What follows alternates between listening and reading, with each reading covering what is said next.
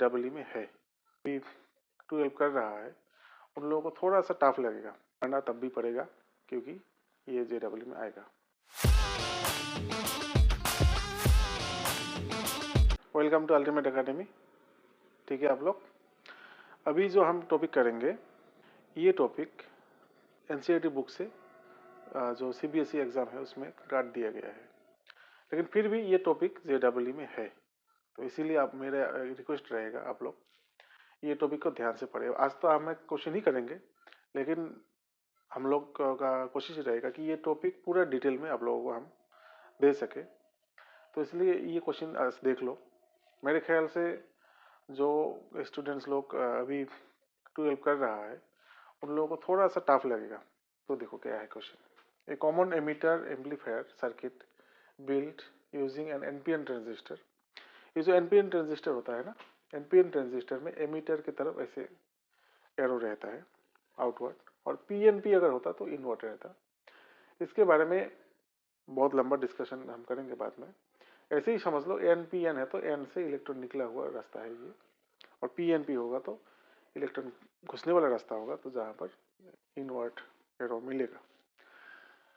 Is shown in the figure, it's DC current gain is 250। अब इसमें दो तरह के करंट गेन होता है, एक होता है कॉमन एमीटर करंट गेन और एक होता है कॉमन बेस करंट गेन। ध्यान से देखो, ये जो एमीटर है ये बेस है इसका, इसलिए VB नाम दिया है। ये है कलेक्टर, तो कलेक्टर में आउटपुट मिलेगा, बेस में इनपुट हम देंगे। माने ये जो दोनों वोल्टेज है ना, ये इनपुट आउटपुट नहीं है, ये ट्रांजिस्टर को वर्किंग बनाने के लिए वोल्टेज अप्लाइड है। अब इसमें हम इनपुट देंगे, उस हिसाब से इसमें कुछ आउटपुट मिलेगा। मान लो हमने एक सिग्नल दिया, इसमें दूसरा सिग्नल मिला, जिसका एम्पलीट्यूड चेंज हुआ, जिसका फ्रीक्वेंसी चेंज हुआ, ऐसा हम इसमें एम्पलीफिकेशन करेंगे।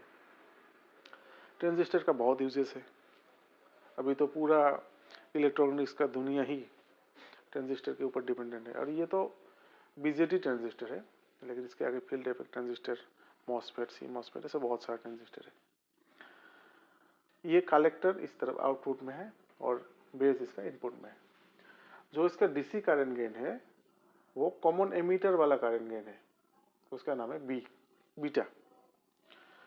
और जो बेस अगर कॉमन होता तो उस टाइम में होता अल्फा। तो बीटा का वैल्यू है collector current by base current, क्योंकि बेस इसका इनपुट था, और अल्फा का मतलब होता है collector current by emitter current. अगर आप डिटेल में जब पढ़ेंगे चैप्टर को, इस टॉपिक को हम समझेंगे। उसके बाद क्या है, RC है 1 किलो ओम। ये कलेक्टर के साथ जो रेजिस्टर गिवन है ये कितना है, 1 किलो ओम, माने कितना, 1000 ओम। VCC है 10 वोल्ट, इसका कितना वोल्टेज है, 10 वोल्ट है, इतना ही गिवन है। और VCE टू रिच सैचुरेशन, ये जो VCE है माने कॉमन एमीटर वाला वो जो वोल्टेज है, ये टू रिच सैचुरेशन, माने VCE का वैल्यू करीब करीब 0 है, हम 0 ही मान लेंगे। लेकिन एक्चुअल में पूरा 0 नहीं होता है, बहुत कम वोल्टेज रहता है, 0.2 से लेकर 0.3 वोल्टेज तक रहता है, तब भी ये सैचुरेशन होता है। लेकिन अभी इस केस में हम 0 ही मान लेंगे। तो हमारे पास ये इतना सारा पैरामीटर्स गिवन है, और हमें अल्टीमेटली निकालना है क्या, बेस करंट। तो हमें क्या निकालना है, बेस करंट। ये तो था क्वेश्चन का मतलब। अब हम इसको कैसे करेंगे, देखो पहले हम IC निकालते हैं, क्योंकि इस लाइन में VCC गिवन है, RC गिवन है, तो IC मिल जाएगा। किस तरह से, VCC बाई RC।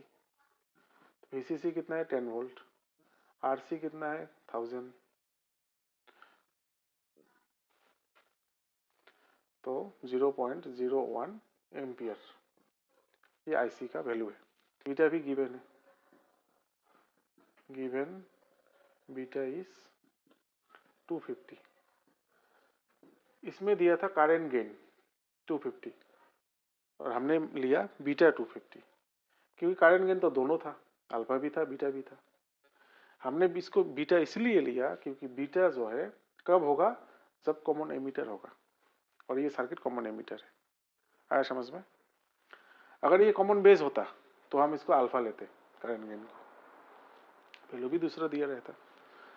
तो ये बीटा है, आईसी है, तो आई बी तो मिल ही जाएगा। तो आई बी इक्वल टू कितना होगा, आई सी बाई बीटा। आई सी कितना था, 0.01, ये कितना है 250,